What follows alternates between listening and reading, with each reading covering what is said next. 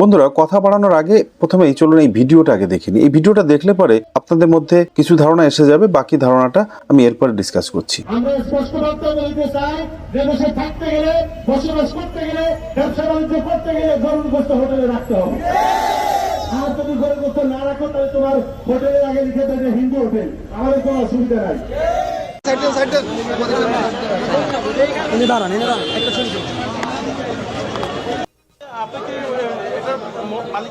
না না, আমরা চাকরি করি।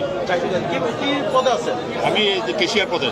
দেশের পদে আপনি ইনশাল্লাহ আপনার লেবাস, আপনার চেহারাতে একটা মুসলমানের একটা ভাব আছে। সেখানে আমরা দেখতে পাচ্ছি যে আপনারা এখানে গরুর মাংস বিক্রি করেন না।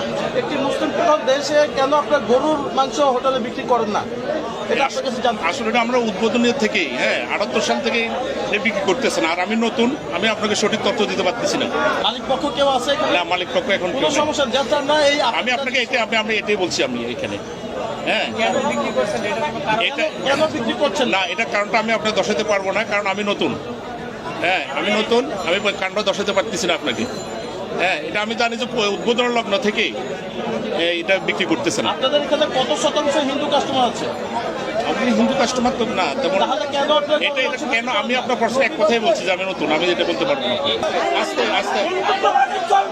আরে বাবা, আমরা জানাবো মালিককে।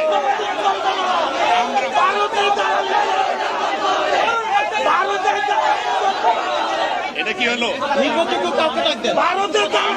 আমি কোম্পানিকে জানাবো, আপনারা আসছেন, আপনাদেরকে স্বাগতম। আপনারা আসছেন। আরে বাবারে, আরে কথা বলতে দেন।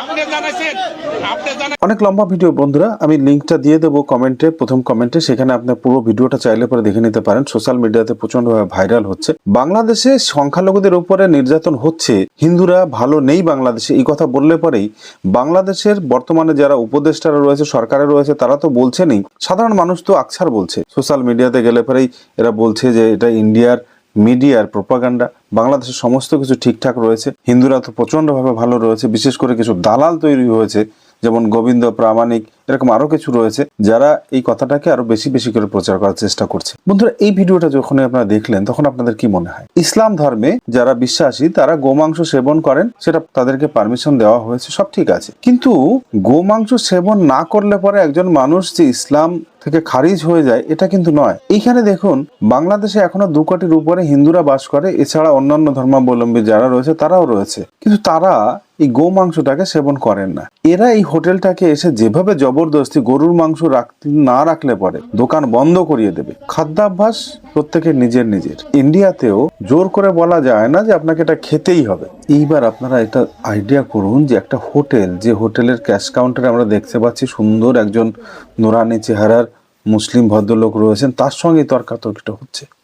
এবং এটা কি বলছেন, যদি গরুর মাংস বিক্রি না করেন তাহলে লিখে দেন এটা হিন্দু হোটেল। আরে বাবা, দেশে প্রচুর মানুষ আছে মুসলিম ধর্মাবলম্বী, কিন্তু তারা গোমাংস সেবন করেন না। তারা চাইতেই পারে না যে হোটেলে না হয় এই রান্নাটা আমরা সেখানেই খাবো। এই যখন অবস্থা, এর পিছনে লজিকটা আপনারা ভাবুন। একমাত্র লজিক, হিন্দু বা সনাতন সম্প্রদায়ের মানুষেরা তারা এটাকে ভক্ষণ করলে পারে তাদের সেন্টিমেন্ট হার্ট হবে, এর জন্যই এই জিনিসগুলো করছে এরা, অন্য কিচ্ছু না। এইবার আপনারা ভাবুন যে একটা মুসলিম দোকান যারা 1978 সাল থেকে গোমাংস বিক্রি না করেও দোকানটা এত সুন্দরভাবে চলছে, যেখানে এই ক্যাশিয়ার ভদ্রলোক বলছেন, তাদের উপরে জোর করে এটা চাপাচ্ছে। এবার সেইখানে একজন হিন্দু মাইনরিটি যে কমজোর দুর্বল, তার অবস্থাটা কি হতে পারে? সুতরাং প্রত্যেকটা কথাকে হাওয়ায় উড়িয়ে দেওয়া ইন্ডিয়ার প্রোপাগান্ডা, ইন্ডিয়ার মিডিয়ার প্রোপাগান্ডা, এটা কিন্তু নয় বন্ধুরা। আমি এর আগেও অনেক ভিডিও শেয়ার করেছিলাম আপনাদের সঙ্গে, যেখানে ইসকনকে ধরে ধরে জবাই করার কথাগুলো দেওয়া হচ্ছিল, তখন তাদের কিন্তু একজনকেও গ্রেপ্তার করা হয়নি। কিন্তু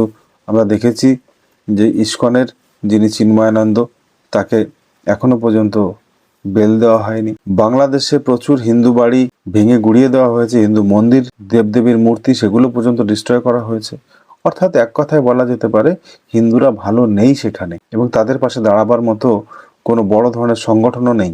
আমি আপনি এরকম দু একজন মানুষ কি করবেন আপনারা? হ্যাঁ, আমার মতো অনেক হিন্দু, অনেক মুসলিম, তারাও কিন্তু বাংলাদেশের হিন্দুদের পাশে দাঁড়ানোর চেষ্টা করছে, কিন্তু কি করবেন, বড় কোনো শক্তি, বড় কোনো সংগঠন তারা হিন্দুদের পাশে সেইভাবে দাঁড়াচ্ছে না। আর বাংলাদেশ সরকার বিশেষ করে এই মুহূর্তে ওটা উগ্রবাদী জামাতিদের করায়ত্তই হয়ে দাঁড়িয়েছে, এবং তারা এই যে যেটা করছে সেটা এখানেই দেখলেন। কি বলবেন এই বিষয়ে বন্ধুরা? আপনাদের মতামত কমেন্ট বক্সে অবশ্যই লিখে জানাবেন। দেখা হচ্ছে পরবর্তীতে অন্য কোনো ভিডিওতে। ভালো থাকবেন, সুস্থ থাকবেন, এবং যদি পারেন অন্তত সোশ্যাল মিডিয়াতে এই ধরনের অপকর্মের বিরুদ্ধে একটু আওয়াজ তোলার চেষ্টা করবেন। নমস্কার।